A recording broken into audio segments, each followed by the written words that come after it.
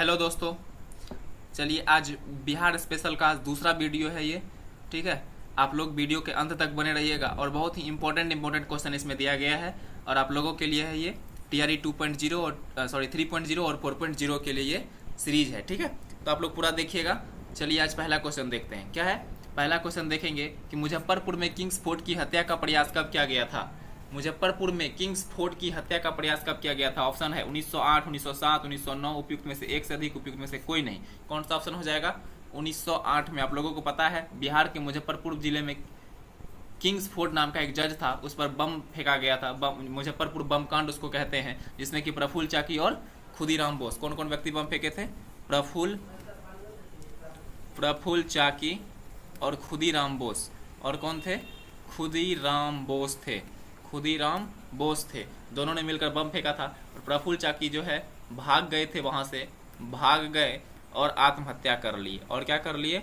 आत्महत्या कर लिए। और खुदीराम बोस को क्या मिल गया था? फांसी मिल गया था। क्या मिला था? फांसी। महज 15 से 16 साल की उम्र में, 15 से 16 साल की उम्र में क्या मिल गया था? फांसी मिल गया था। ठीक है, तो ऑप्शन नंबर क्या हो जाएगा? 1908। ये कब हुआ था बम कांड? 1908 की ये घटना है। कब की घटना है? 1908 की। तो राइट आंसर क्या हो जाएगा? 1908 हो जाएगा। कोई दिक्कत?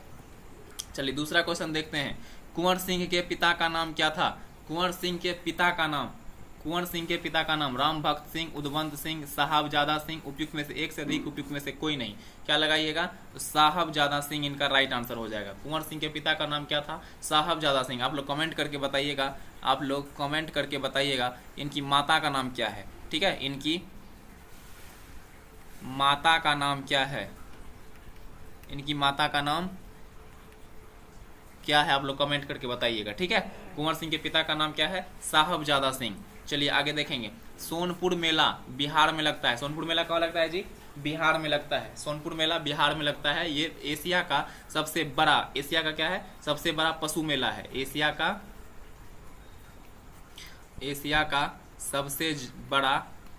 सबसे बड़ा क्या है? ये पशु मेला है। कौन सा मेला है? सबसे बड़ा पशु मेला है। तो इसको और किस नाम से जानते हैं?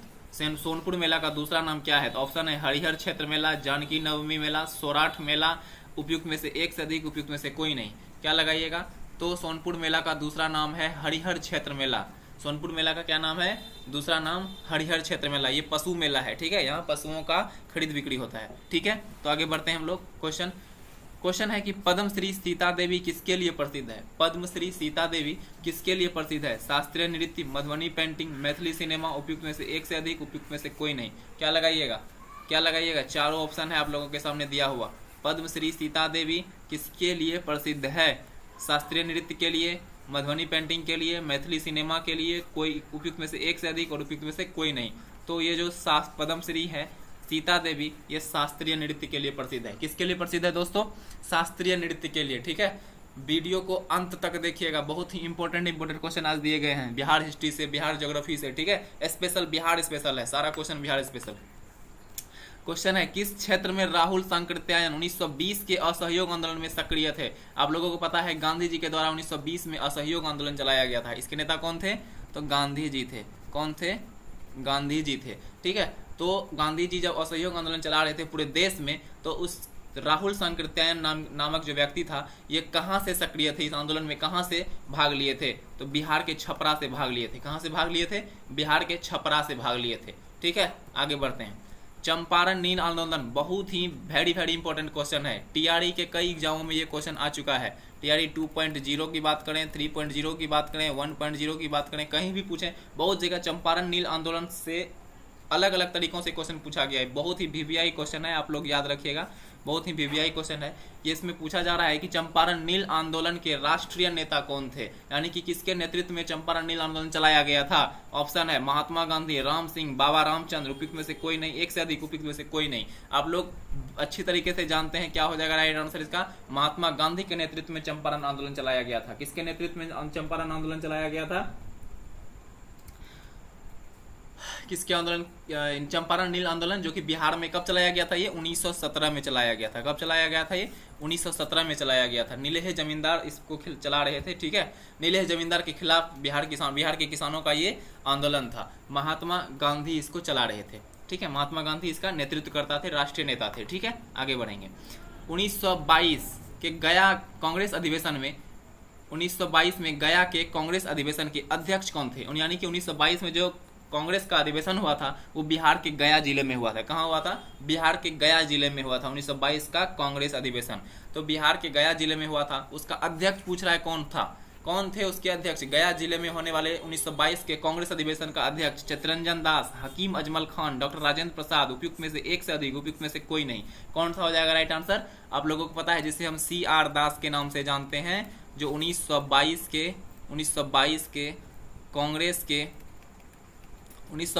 कांग्रेस के गया अधिवेशन के, कहाँ के? गया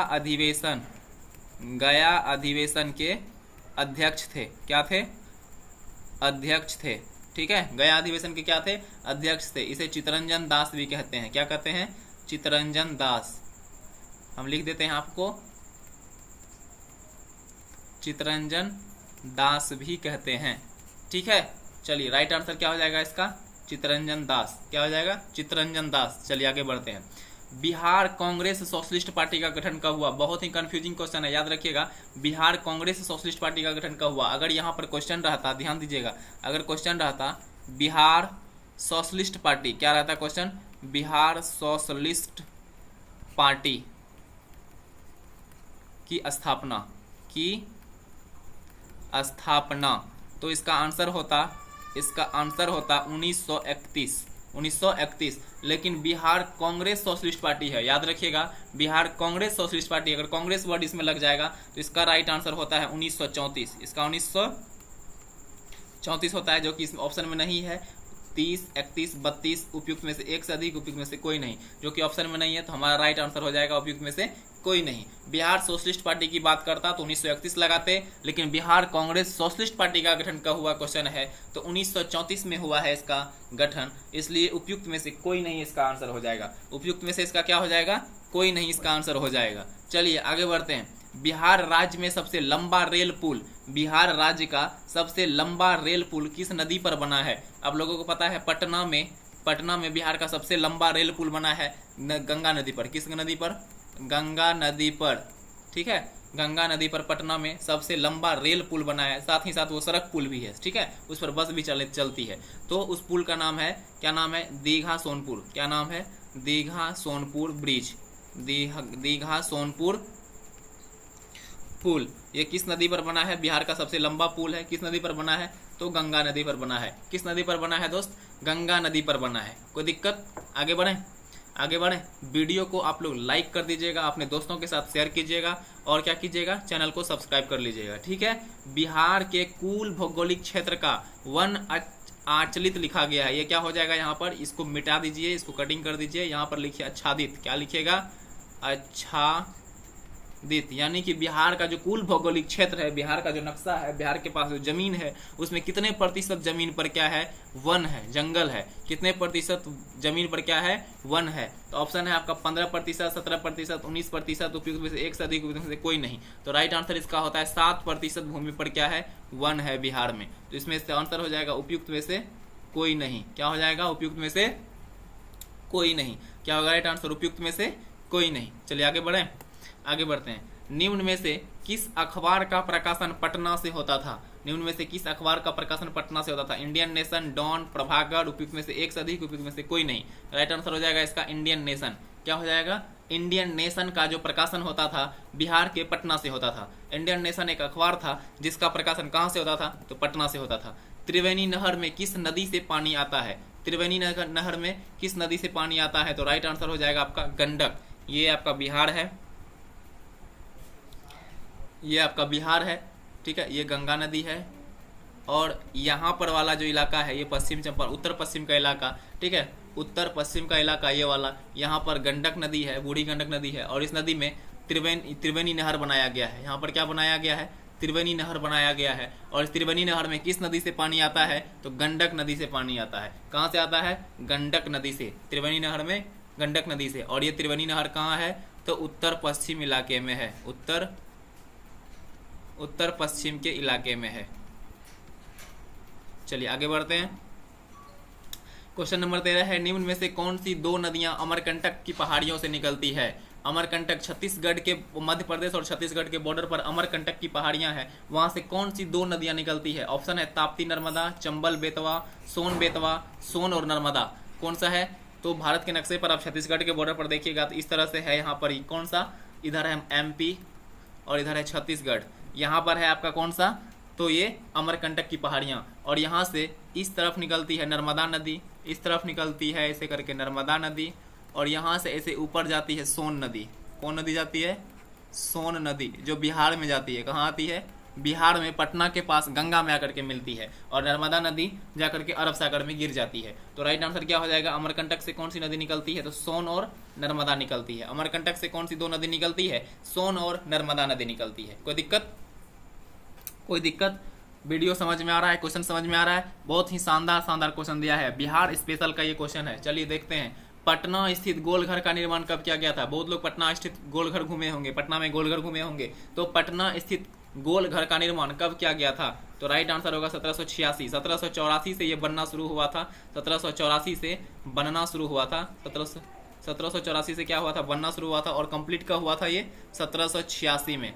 कब हुआ था ये? 1786 में ये पटना स्थित गोलघर का निर्माण कंप्लीट हो गया था। बिहार का सबसे कम जनसंख्या घनत्व वाला जिला, सबसे कम जनसंख्या घनत्व यानी कि 1 किलोमीटर के 1 स्क्वायर फीट के एरिया में कम, बहुत सबसे कम लोग कहाँ रहता है? सबसे कम जनसंख्या का घनत्व कहाँ पर है? तो कैमूर है। क्या है आपका? कैमूर है। बिहार का सबसे कम जनसंख्या घनत्व वाला जिला, राइट आंसर क्या हो जाएगा? कैमूर। क्या हो जाएगा? कैमूर। आप लोग नक्शा में देखिएगा, हर एक जिला का लोकेशन देखिए, कैमूर किधर है, भोजपुर किधर है, रोहतास किधर है। जनसंख्या घनत्व के आधार पर बिहार का स्थान क्या है? भारत में प्रथम है। बिहार का जो स्थान है जनसंख्या घनत्व में, भारत में प्रथम है। सबसे ज्यादा लोग बिहार में रहते हैं, सबसे ज्यादा लोग जमीन के हिसाब से, जगह के हिसाब से सबसे अधिक लोग कहाँ रहते हैं? तो बिहार में रहते हैं। तो पूरे भारत में बिहार का स्थान प्रथम है जनसंख्या घनत्व को लेकर के। ठीक है, आगे बढ़ते हैं। बिहार में साक्षरता दर कितनी है? 42.85, 47.25, 51.5 और 61.8, यानी कि याद रखिएगा 61.8% है। 61.8% है बिहार की साक्षरता दर। इसे कभी कभी 62% भी कह देते हैं। 62% यानी 100 में 62 लोग ही साक्षर है, बाकी के बचे हुए लोग क्या हैं? निरक्षर हैं। चलिए आगे बढ़ेंगे। सबसे कम महिला साक्षरता वाला जिला कौन सा है? सबसे कम महिला साक्षरता वाला मधेपुरा, सहरसा, पूर्णिया। उपयुक्त में से एक से अधिक, उपयुक्त में से कोई नहीं। ऑप्शन नंबर बी जो है सहरसा। सहरसा की महिलाएं जो है क्या है? कम साक्षर हैं। सहरसा की जो महिलाएं हैं, जनगणना के अनुसार, आंकड़े के अनुसार क्या है? वहां की महिलाएं बहुत कम साक्षर है। सबसे कम महिला साक्षरता अगर है तो सहरसा जिले का है।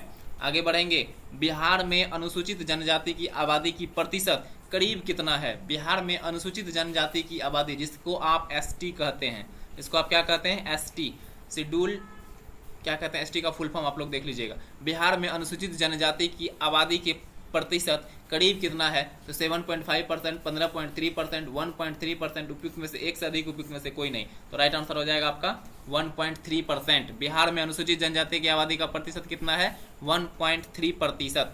कोई दिक्कत? आगे बढ़ें। क्वेश्चन नंबर 20 है, सर्वाधिक महिला साक्षरता वाला जिला कौन सा है? अगर महिला के साक्षरता सबसे ज्यादा पूछे तो कहाँ लगाइएगा आप? रोहतास लगाइएगा। कहाँ लगाइएगा? और अगर महिला का सबसे कम पूछे तो सहरसा लगाइएगा। सबसे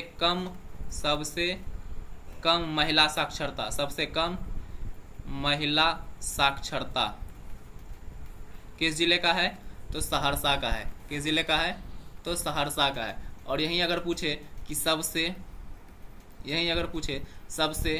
अधिक पुरुष साक्षरता, सबसे अधिक पुरुष साक्षरता, तो क्या लगाइएगा आप? रोहतास लगाइएगा। क्या लगाइएगा? रोहतास। पुरुष में भी रोहतास और महिला में भी रोहतास। ठीक है, और सबसे अधिक साक्षरता वाला जिला भी रोहतास है, इस बात को भी याद रखिएगा। सबसे अधिक साक्षरता वाला जिला भी क्या है? रोहतास है। ठीक है, तो ये दोनों बातों को आप लोगों को क्या रखना है? याद रखना है। आगे बढ़ें। 21 नंबर में क्वेश्चन है, बिहार के भिखारी ठाकुर किस क्षेत्र से प्रसिद्ध हैं? भिखारी ठाकुर बहुत ही प्रसिद्ध नाम है। नाम से लग रहा है कि भिखारी है, लेकिन यह नाम बहुत प्रसिद्ध है। ऑप्शन नंबर ए, मूर्तिकार, नाटककार, राजनीति। उपयुक्त में से एक से अधिक, उपयुक्त में से कोई नहीं। ये भोजपुरी के कलाकार भी रह चुके हैं, मतलब भोजपुरी के क्षेत्र में ये काम करते थे। ठीक है, तो किस क्षेत्र में काम करते थे? भोजपुरी में वो गाने बजाने का काम नहीं करते थे। भोजपुरी में ये नाटककार थे। ये क्या थे? नाटककार थे। बिहार के भिखारी ठाकुर किस क्षेत्र में प्रसिद्ध थे? तो नाटककार थे, वो नाटक लिखते थे। क्या लिखते थे? नाटक लिखते थे। ठीक है, बहुत ही फेमस नाम है ये भिखारी ठाकुर। आगे बढ़ते हैं।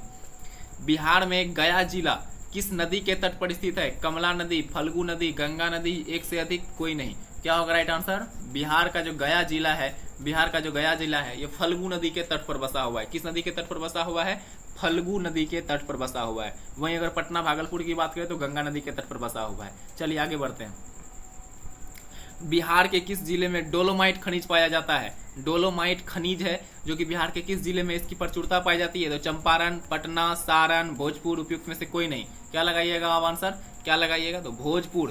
भोजपुर एक जिला है बिहार का जहां पर क्या पाया जाता है? तो डोलोमाइट खनिज की प्रचुरता पाई जाती है। डोलोमाइट सबसे अधिक पाया जाता है बिहार में। कहां पर? भोजपुर में पाया जाता है। चलिए आगे क्वेश्चन है 24 नंबर। सतयुग नामक पत्रिका का प्रकाशन किसने किया है? सतयुग नामक पत्रिका का प्रकाशन किसने किया है? महेश नारायण, पुरुषोत्तम नारायण, बाबू महेश्वरी, उपयुक्त में से एक से अधिक, इनमें से कोई नहीं। क्या लगाइएगा? तो इसका राइट आंसर है बी नंबर। याद रख लीजिएगा, स्टैटिक है। क्या है? सतयुग नामक पत्रिका का प्रकाशन किसने किया था? तो पुरुषोत्तम नारायण नंद ने किया था। ऑप्शन नंबर बी, पुरुषोत्तम नारायण नंद ने सतयुग नामक पत्रिका का क्या किए थे? प्रकाशन किए थे। ट्रिक है कि ये सतयुग है, भगवान से रिलेटेड है ये नाम सतयुग। ठीक है, सतयुग में भगवान बहुत ज्यादा आया करते थे। और पुरुषोत्तम भी भगवान का नाम है, पुरुषोत्तम भी भगवान राम का नाम है। ठीक है, नारायण भी देखिए भगवान का नाम है, एकदम पूरा नाम मैच कर रहा है। ठीक है, तो यहाँ से आप रिलेट कर सकते हैं। आगे बढ़िए।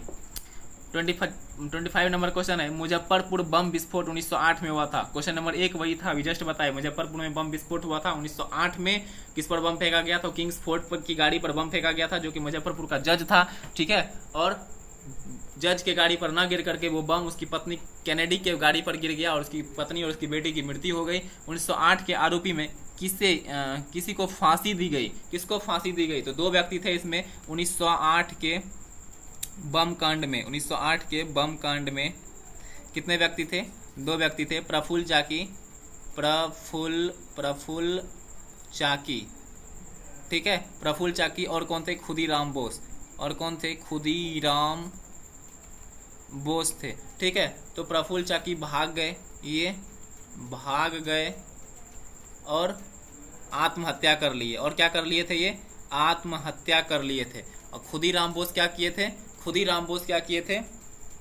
खुदीराम बोस पकड़ा गए थे और इसको जो है फांसी की सजा दी गई थी। किसकी सजा दी गई थी? फांसी की सजा। ठीक है, इसे फांसी की सजा दी गई थी। खुदीराम बोस को फांसी की सजा। तो क्वेश्चन है, मुजफ्फरपुर बम विस्फोट 1908 में आरोपी में किसको फांसी की सजा दी गई थी? तो खुदीराम बोस को फांसी की सजा दी गई थी। कोई दिक्कत है? खुदीराम बोस को किसकी सजा दी गई थी? फांसी की सजा। महज 15 से 16 साल की उम्र था इसका। कितना उम्र था? 15-16 साल का मात्र युवा लड़का था और ये फांसी के फंदे पर इस देश की आज़ादी के लिए झूल गया। चलिए आगे देखते हैं। 26 नंबर क्वेश्चन है। अनुशीलन समिति की शाखा की स्थापना किसके द्वारा पटना में की गई थी? भूपेंद्र दत्त, खुदीराम बोस, सचिंद्र सान्याल, उपयुक्त में से एक से अधिक, इनमें से कोई नहीं। क्या लगाइएगा आंसर? अनुशीलन समिति की शाखा की स्थापना सचिंद्र सान्याल के द्वारा किया गया था। अगर पूछे अनुशीलन समिति की स्थापना कब हुआ था? अनुशीलन समिति की स्थापना कब हुआ था? आप लोगों को पढ़ा दिए हैं। अनुशीलन समिति का स्थापना 1902 में हुआ था। कब हुआ था दोस्तों? 1902 में हुआ था अनुशीलन समिति की स्थापना। इसकी स्थापना किसने किया था? सचिंद्र नाथ सान्याल ने किया था। कौन किया है? सचिंद्र नाथ सान्याल ने किया है। किसने किया है? सचिंद्र नाथ सान्याल ने किया है। ठीक है, आगे बढ़ते हैं।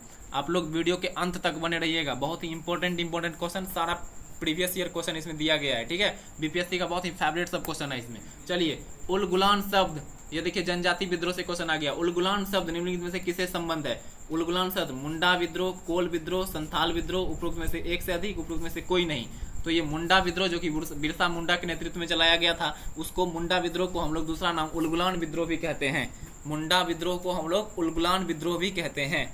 ठीक है, तो उलगुलान शब्द किससे संबंधित है? तो मुंडा विद्रोह से संबंधित है। Option number A will be right. आगे देखते हैं।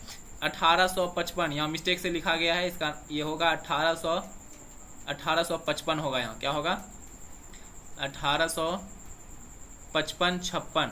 1855-56 में संथालों ने अपनी सरकार कहाँ स्थापित की थी? 1855-56 में संथाल जनजाति ने अपनी सरकार स्थापित कर ली थी। कहाँ पर कर ली थी? तो भागलपुर राजमहल, मुंगेर भागलपुर, गया मुंगेर, उपयुक्त में से कोई नहीं, उपयुक्त में से एक से अधिक। राइट आंसर क्या होगा? राइट आंसर ए नंबर हो जाएगा आपका। भागलपुर से राजमहल के बीच संथालों ने अपना सरकार जमा लिया था। 1855-56 में संथाल जनजातियों ने अंग्रेजी सरकार के, अंग्रेजी हुकूमत के खिलाफ क्या कर लिया था? भागलपुर और राजमहल के क्षेत्रों में अपना सरकार स्थापित कर लिया था। अपनी सरकार क्या कर लिया था? स्थापित कर लिया था। तो भागलपुर और राजमहल विल बी राइट आंसर। आगे देखेंगे 29 नंबर का क्वेश्चन है, 1776 और 77 में बिहार का कौन सा क्षेत्र सन्यासी विद्रोह का केंद्र था? याद रखिएगा, सन्यासी विद्रोह 1776-77 के दौरान हुआ था और बिहार का पूर्णिया जिला सन्यासी विद्रोह के लिए जाना जाता है। बिहार का पूर्णिया जिला किसके लिए जाना जाता है? बिहार का पूर्णिया जिला किसके लिए जाना जाता है? तो सन्यासी विद्रोह के लिए जाना जाता है। चलिए आगे बढ़ेंगे। 30 नंबर क्वेश्चन है, मुंडा विद्रोह जो कि बिरसा मुंडा के नेतृत्व में हुआ था, किसके नेतृत्व में हुआ था? बिरसा मुंडा के नेतृत्व में हुआ था। इसको उलगुलान विद्रोह भी कहते हैं। उलगुलान विद्रोह क्या कहते हैं? उलगुलान विद्रोह भी कहते हैं। कौन सा? मुंडा विद्रोह को क्या कहते हैं? बिरसा मुंडा का नेतृत्व था। इसको बिरसा मुंडा का क्या था? नेतृत्व था। और उलगुलान विद्रोह इसको कहते हैं। ये कब हुआ था? तो 1855-56 में, 1887-88 में, 1899 से 1900 के बीच, उपयुक्त में से एक से अधिक, उपयुक्त में से कोई नहीं। तो राइट आंसर इसका होगा 1899 से 1900 के दशक में, 1899 और 1900 के बीच में जो है ये मुंडा विद्रोह प्रचलित था झारखंड के क्षेत्रों में। झारखंड सिंहभूम के इलाके में ये फेमस था, जिसको बिरसा मुंडा का नेतृत्व प्राप्त था और इसे उलगुलान विद्रोह भी कहते हैं। 31 नंबर क्वेश्चन है, 1914 में भारत से कांग्रेस का एक प्रतिनिधि मंडल इंग्लैंड भेजा गया था। 1914 का दौर था जिसमें क्या हुआ था? भारत से कांग्रेस का एक प्रतिनिधि मंडल इंग्लैंड भेजा गया था। कांग्रेस के नेतृत्व के लिए कहाँ भेजा गया था? इंग्लैंड भेजा गया था, जिसमें 2 बिहारी नेता भी शामिल थे। तो बताइए कौन से ऐसे 2 नेता थे जिसको 1914 में कांग्रेस का प्रतिनिधि मंडल बनाकर कहाँ भेजा गया था? इंग्लैंड भेजा गया था। तो अली इमाम और हसन इमाम, राजेंद्र प्रसाद और ब्रजकिशोर प्रसाद, मजहरुल हक, सच्चिदानंद सिन्हा, उपरोक्त में से एक से अधिक, उपयुक्त में से कोई नहीं। क्या होगा राइट आंसर इसका? Right answer option number C हो जाएगा। याद रखिएगा 1914 के कांग्रेस के प्रतिनिधि मंडल में, कांग्रेस से प्रतिनिधि मंडल बनाकर के इंग्लैंड भेजा गया था। उसमें थे 2 नेता बिहार के, मजहरुल हक और सच्चिदानंद सिन्हा। याद रखिएगा इस क्वेश्चन को, बहुत ही वीवीआई क्वेश्चन है, बहुत ही इंपॉर्टेंट क्वेश्चन है ये। ठीक है, 1914 में भारत से कांग्रेस का एक प्रतिनिधि मंडल इंग्लैंड भेजा गया था, जिसमें 2 बिहारी नेता थे, मजहरुल हक और सच्चिदानंद सिन्हा। आगे बढ़ते हैं। किस वर्ष समाचार पत्र बिहार टाइम्स का नाम बदलकर बिहारी कर दिया गया था? बिहार टाइम्स एक समाचार पत्र था जिसका नाम बदल करके बाद में क्या कर दिया गया था? बिहारी कर दिया गया था। तो ये राइट आंसर होगा आपका 1906। क्या हो जाएगा? 1906। याद कीजिए 1906 में स्वदेशी आंदोलन के दौरान ये काम किया गया था। स्वदेशी आंदोलन के दौरान ये काम किया गया था। स्वदेशी आंदोलन के दौरान ये काम कर दिया गया था। क्या काम कर दिया गया था? बिहार टाइम्स जो कि अंग्रेजी नाम था, बिहार टाइम्स जो अंग्रेजी नाम था, इसका नाम चेंज करके क्या कर दिया गया? इसका नाम चेंज करके कर दिया गया बिहारी। ठीक है, चलिए आगे बढ़ें।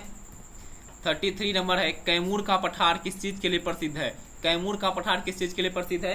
तो चूना पत्थर, लाल पत्थर, डोलोमाइट, उपयुक्त में से एक से अधिक, उपयुक्त में से कोई नहीं। आप लोग बताइए कैमूर का पठार किस चीज के लिए प्रसिद्ध है? कैमूर का पठार किस चीज के लिए प्रसिद्ध है? आप लोग जवाब दीजिए, कमेंट कीजिए एक बार। आप लोग कमेंट कीजिए कैमूर का पठार किस चीज के लिए प्रसिद्ध है? तो कैमूर का पठार चूना पत्थर के लिए प्रसिद्ध है। कैमूर का पठार किस चीज के लिए फेमस है जी? तो कैमूर का पठार किस चीज के लिए फेमस है? चूना पत्थर के लिए फेमस है। किसके लिए? चूना पत्थर के लिए। अगर आप बिहार का नक्शा देखेंगे तो इस तरह का ये नक्शा है। नक्शा नहीं बन रहा है जी, नक्शा ऐसे है। ठीक है, इस तरह से बिहार का नक्शा है। तो यहाँ पर कैमूर है। यहाँ पर कौन सा इलाका है? ये इलाका कैमूर का इलाका है। ये इलाका क्या है? इस तरह से ये कैमूर का इलाका है। ठीक, ये कैमूर का इलाका है। ठीक है, यहाँ पर कौन सा पठार, ये कौन सा पठार इसको कहते हैं? कैमूर का पठार कहते हैं। ठीक है, और यहाँ चूना पत्थर की अधिकता पाई जाती है। किसकी अधिकता पाई जाती है? चूना पत्थर की अधिकता पाई जाती है।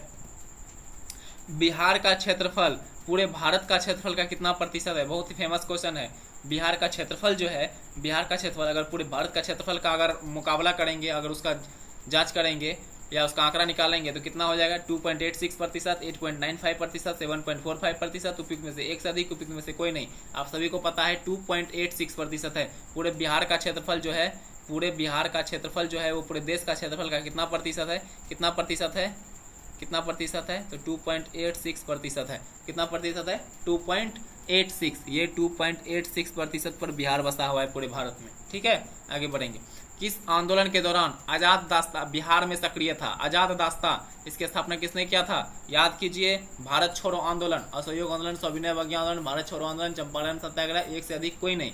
तो भारत छोड़ो आंदोलन याद कीजिए, 1942 का दौर, जहां पर जीरो आवर के तहत किसको पकड़, जीरो आवर के तहत सभी मुख्य नेताओं को गिरफ्तार कर लिया गया था और जयप्रकाश नारायण को, किसको, जयप्रकाश नारायण को, जयप्रकाश नारायण को कहां पर कैद करके रखा गया था? जयप्रकाश नारायण को कैद करके कहां पर रखा गया था? तो हजारीबाग के जेल में। कहां पर? हजारीबाग के जेल में रखा गया था, हजारीबाग के जेल में। और वहां से वो दिवाली के दिन भाग गए थे। किसके दिन भागे थे? दिवाली के दिन, दीवाल फांद कर दिवाली के दिन भाग गए थे। दिवाली के दिन भाग गए थे, दिवाली के दिन क्या गए थे? भाग गए।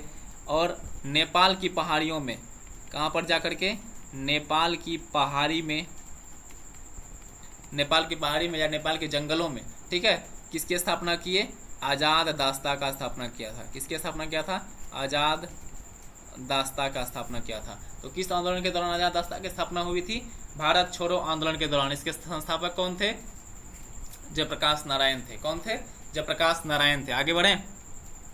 बिहार के किस जिले को सिल्क सिटी के नाम से जाना जाता है? ये TRE 2.0 का क्वेश्चन है। कहाँ का क्वेश्चन है? TRE 2.0 को बिहार के किस जिले को सिल्क सिटी के नाम से जाना जाता है? तो राइट आंसर हो जाएगा आपका भोजपुर, भागलपुर, बांका, एक से अधिक कोई नहीं। तो सभी को आप लोगों को पता है सिल्क सिटी किसे कहते हैं? भागलपुर को कहते हैं। सिल्क सिटी किसको कहते हैं? भागलपुर को कहते हैं। आगे बढ़ेंगे। बिहार के किस जिले में सोने का सबसे बड़ा भंडार है? बहुत ही अच्छा क्वेश्चन। ऑप्शन है जमुई, बांका, कटिहार, एक से अधिक कोई नहीं। बिहार के किस जिले में सोने का सबसे बड़ा भंडार है? बिहार में सबसे बड़ा सोने का भंडार जमुई जिले में पाया गया है। कहां पर पाया गया है? जमुई जिले में सोने का सबसे बड़ा भंडार पाया गया है। आगे देखेंगे 38 नंबर क्वेश्चन। बिहार में एशिया की सबसे बड़ी मीठे पानी की गौखुर झील कौन सी है?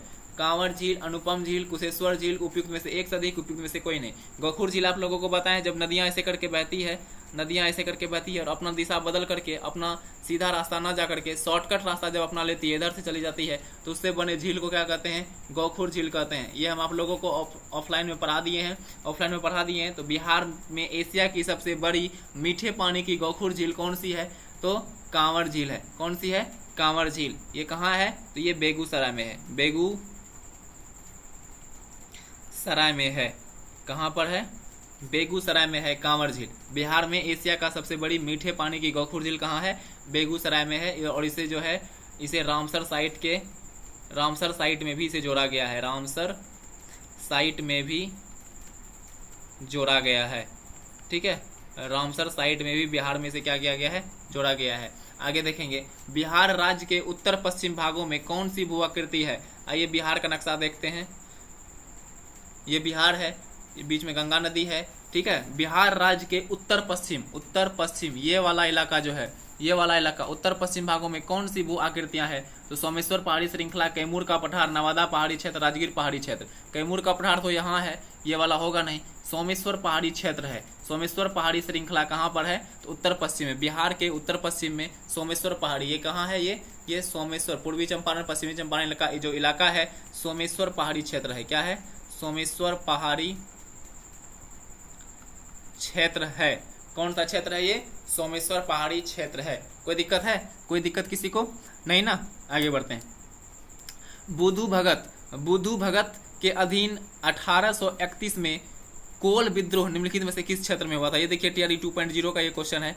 2.0 का या शायद 3.0 का ये क्वेश्चन है। ठीक है, याद रखना है 3.0 में ये क्वेश्चन पूछा गया था कि बुधु भगत के द्वारा कौन सा कोल विद्रोह का नेतृत्व किसने किया था? तो बुधु भगत ने किया था। यहाँ पर क्वेश्चन में ही लिखा हुआ है कि बुधु भगत के अधीन, यानी बुधु भगत के नेतृत्व में 1831 में, ठीक है, कब हुआ था? तो 1831 में। कोल विद्रोह किस क्षेत्र में हुआ था? कच्छ, गुजरात में, सिंहभूम, झारखंड में, पश्चिमी घाट, सतारा, उपयुक्त में से कोई नहीं, एक से अधिक। तो क्या लगाइएगा? तो सिंहभूम वाले इलाके में, झारखंड में सिंहभूम का इलाका है, वहीं पर बुद्धू भगत के नेतृत्व में कोल विद्रोह हुआ था। कब हुआ था? तो 1831 में। कोल विद्रोह के नेता कौन थे? बुद्धू भगत थे। ठीक है, ये TRE 2.0 या 3.0 में क्वेश्चन आया हुआ है, आप लोग देख लीजिएगा। ठीक है, आगे बढ़ते हैं। निम्नलिखित में से किस जिले में बिहार का एकमात्र राष्ट्रीय उद्यान है? बिहार का एकमात्र राष्ट्रीय उद्यान नालंदा, भागलपुर, पश्चिमी चंपारण, पूर्वी चंपारण, उपयुक्त में से कोई नहीं और एक से अधिक। कौन सा ऑप्शन आपका होगा सही? क्या पूछ रहा है? बिहार का एकमात्र राष्ट्रीय उद्यान, तो ये हो जाएगा राइट आंसर आपका पश्चिमी चंपारण। यहाँ पर स्थित है वाल्मीकि राष्ट्रीय उद्यान। क्या है? वाल्मीकि राष्ट्रीय उद्यान। क्या है? वाल्मीकि राष्ट्रीय उद्यान। ये देश का बिहार का एकमात्र राष्ट्रीय उद्यान है। बिहार का एकमात्र क्या है? राष्ट्रीय उद्यान पश्चिमी चंपारण में है। कहाँ पर है? पश्चिमी चंपारण में है। कोई दिक्कत? सब राष्ट्रीय उद्यान आप लोगों को ऑफलाइन क्लास में याद करवा दिए हैं, आप लोग देख लीजिएगा। आगे देखेंगे, बिहार का अधिकांश क्षेत्र किसके अंतर्गत आता है? पर्वतीय मृदा, जलोढ़ मृदा, रेगड़ मृदा, उपयुक्त में से एक से अधिक, इसमें से कोई नहीं। आप लोगों को पता है बिहार में जलोढ़ मृदा यानी कि नदियों के द्वारा लाया गया मिट्टी, नदियों के द्वारा लाया गया मिट्टी जो है सबसे ज्यादा पाया जाता है। इसलिए बिहार का अधिकांश क्षेत्र किस मृदा के अंतर्गत आता है? तो जलोढ़ मृदा के अंतर्गत आता है। किस मृदा के अंतर्गत आता है? जलोढ़ मृदा के अंतर्गत आता है। आगे देखेंगे 43 नंबर क्वेश्चन, गांधी जी को चंपारण आने के लिए किसने आमंत्रित किया था? ये भी क्वेश्चन देखिए TRE 2.0 का क्वेश्चन है। गांधी जी को चंपारण आने के लिए किसने आमंत्रित किया था? तो राजेंद्र प्रसाद, राजकुमार शुक्ला, मजहरुल हक, कृष्णा सहाय, उपयुक्त में से कोई नहीं और एक से अधिक। आप सभी को पता है कि गांधी जी जब चंपारण आए थे 1917 में आए थे, तो 1916 के लखनऊ अधिवेशन में, कहां पर? 1916 के लखनऊ अधिवेशन में बिहार के किसान नेता, बिहार के प्रोफेसर किसान नेता जिनका नाम है राजकुमार शुक्ल। क्या नाम है? राजकुमार शुक्ल नाम है। इसका नाम क्या है? राजकुमार शुक्ल नाम है। इन्होंने बिहार आने के लिए आमंत्रित किया था। इन्होंने क्या, लखनऊ से कहाँ आने के लिए? बिहार के चंपारण आने के लिए इन्होंने क्या किया था? चंपारण आने के लिए आमंत्रित किया था। तो किसने किया था? तो राजकुमार शुक्ल ने आमंत्रित किया था। Option number B will be right answer. कोई दिक्कत किसी को? ठीक है, आगे बढ़े। चलिए, आज का लास्ट क्वेश्चन यही था। ठीक है, तो फिर से हम लोग मिलते हैं किसी अगले वीडियो में। हम लोग मिलेंगे अगले वीडियो में जो कि बिहार स्पेशल होगा। ये दूसरा वीडियो था, बिहार स्पेशल का तीसरा वीडियो बहुत जल्द आप लोगों के बीच हम लेकर के आएंगे। वीडियो को लाइक कर दीजिएगा, शेयर कर दीजिएगा अपने दोस्तों को, सबको बिहार स्पेशल पढ़ने का मौका दीजिए। एकदम सिलेक्टेड BPSC का फेवरेट क्वेश्चन आप लोगों के सामने लाकर रख रहे हैं। ठीक है, वीडियो को लाइक कर दीजिएगा और चैनल को सब्सक्राइब कर दीजिएगा। चलिए, तब तक के लिए जय हिंद, मिलते हैं अगली वीडियो में।